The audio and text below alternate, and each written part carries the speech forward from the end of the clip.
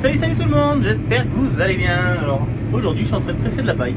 J'ai pris le 313 Fenton. Ouais, je me suis pas embêté, je me suis dit tiens je vais prendre celui-là. De toute façon c'est toujours Benjamin qui l'a, donc comme ça je peux l'essayer un peu quand même.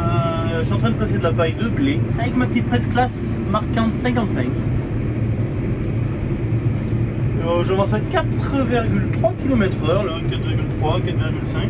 Franchement ça va, hein, c'est... Mais je suis content. Non, c'est beau à voir. Je fais mes petites bottes, je suis tout content. Donc c'est pas pour moi, c'est pour Kev. Enfin c'est pour Kev. C'est pour la soeur de Kev, la soeur de Kevin et Damien qui a un élevage. Donc c'est pas trop loin de chez elle. Là c'est donc un champ à Kev et Damien. Donc je ramasse ça et ensuite un petit coup d'autochargeuse. Je ramasse les bottes et je les amène chez elle à mesure. Ça, je sais pas si j'aurai le temps d'en faire un peu cet après-midi de l'autochargeuse ou si ça sera demain matin. Oh, ça va en faire des bottes. Et ça se touche tout. C'est vraiment chouette. Ce que je fais, c'est qu'au bout, je descends pour vous faire voir la presse de près pour ceux qui l'ont pas encore vu, ma petite presse.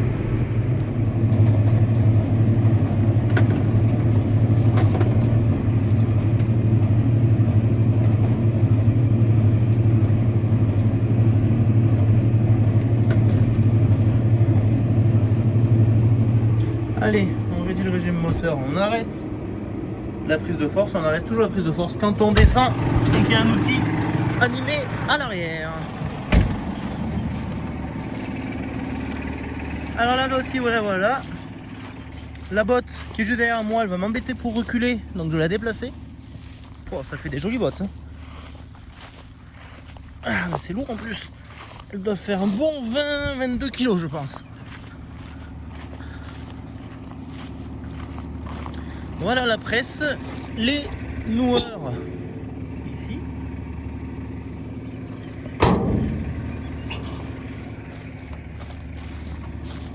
Le bac à ficelle, enfin je sais pas si on appelle ça un bac à ficelle, mais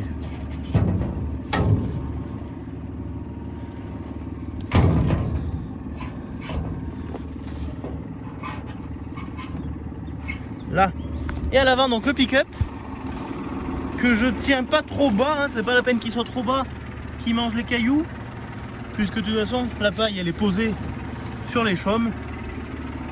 Là on voit les fourches ameneuses, il y en a deux, enfin, la deuxième elle est en l'air, on la voit pas, et le canal, le piston est rentré là. Tracteur, je vous présente plus, vous le connaissez. Donc il y a un peu plus d'1 hectare à presser je crois, mais je sais pas s'ils se rendent compte de toutes les petites bottes que ça va faire cette affaire. Parce qu'après je les ramasse à l'autochargeuse et je les baigne sous un hangar en vrac. Après c'est pas moi qui les range, ils se débrouilleront. Bon ça y est, j'attaque le deuxième tour. Ah, franchement c'est plutôt joli en paille. La paille est belle. Ça fait des bottes. Ça fait pas mal de bottes. Il va falloir les ramasser toutes ces bottes d'ailleurs. Ça fait un peu trop à mon goût. Ah, la presse, franchement, elle va bien cette presse. Là, je suis à 4,2, 4,3. C'est un régal. Elle fait des jolies bottes, elle avale régulier. Les antennes sont pas trop larges. Comme j'ai pas un gros pick-up, ils sont pile poil à la bonne taille, franchement. C'est que du bonheur. Il y a toute cette parcelle à faire quand même. Par contre, c'est vrai que toutes ces petites bottes, ça devient vite une contrainte au moment de faire les manœuvres. Hein. Quand j'arrive au bout et que je veux faire mes manœuvres, il y a des petites bottes de partout. Et ça, malheureusement, il n'y a pas bien d'autres solutions. Parce qu'on n'a pas d'autre choix que de faire les tours en premier.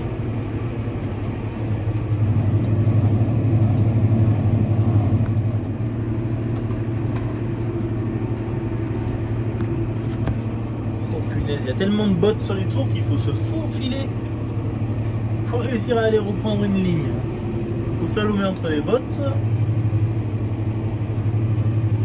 Allez.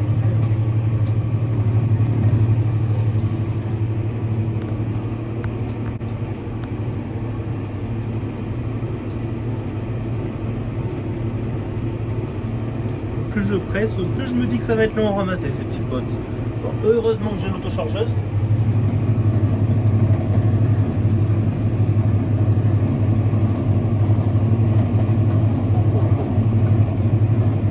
Elle m'impressionne comme elle avale par contre. C'est vrai que ça va pas fois que je suis dans des grosses rolls de paille comme ça, c'est chouette. Alors là, la batteuse me fait une petite marche arrière au milieu de la ligne, là, une bonne cuche. Je sais pas si ça va rentrer dans la presse ou si on va casser un boulon de sécurité. Ah, ça a l'air de vouloir y aller.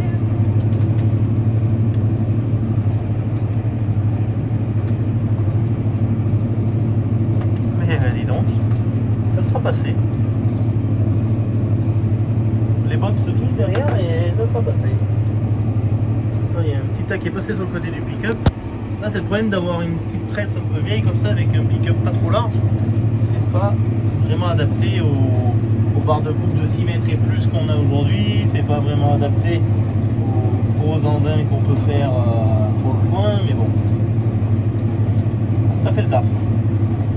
De temps en temps, ça laisse un petit paquet passer à côté, faut le savoir. Voilà. Alors, j'ai de la chance sur ce Tover, il y a déjà un peu moins de bottes parce qu'il y a un voisin qui est venu, il voulait des bottes. Il est venu acheter 6 bottes. Mais là, celle-là qui est devant et qui m'embête par exemple, je vais pas avoir d'autre choix que de la déplacer.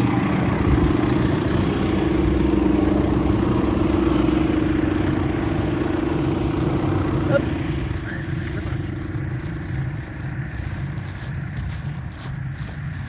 Et sur les tours, on voit qu'il y a un peu des paquets de paille de partout. Ça, c'est le fait que quand la batteuse fait ses manœuvres, s'il y a de la paille un petit peu partout, c'est vite compliqué. On ne peut pas tout attraper.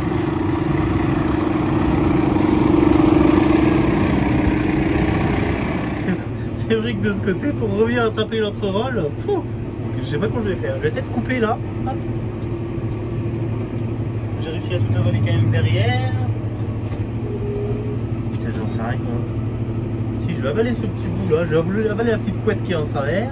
Je vais aller déplacer ces 2 bottes là. Ouais, et après je reprendrai la rolle dans l'autre sens. Hop là.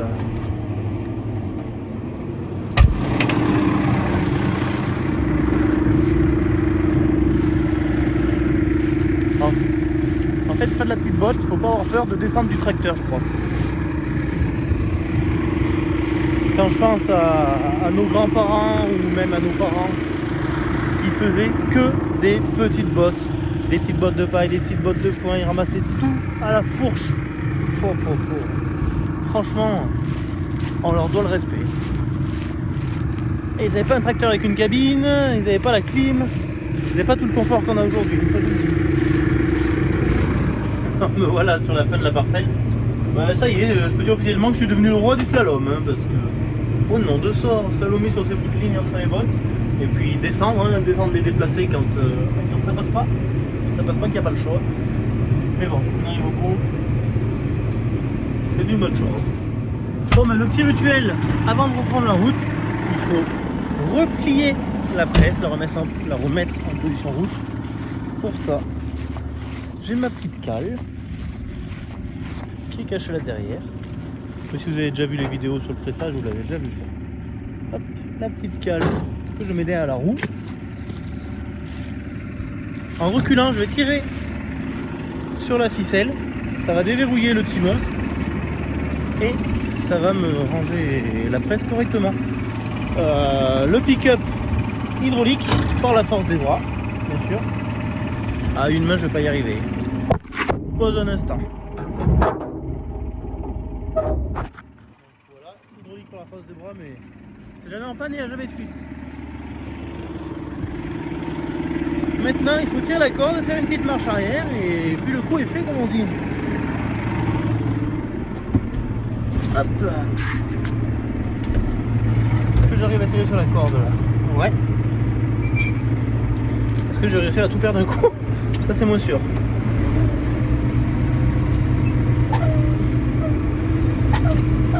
Voilà, vous voyez qu'elle est en train de se replier.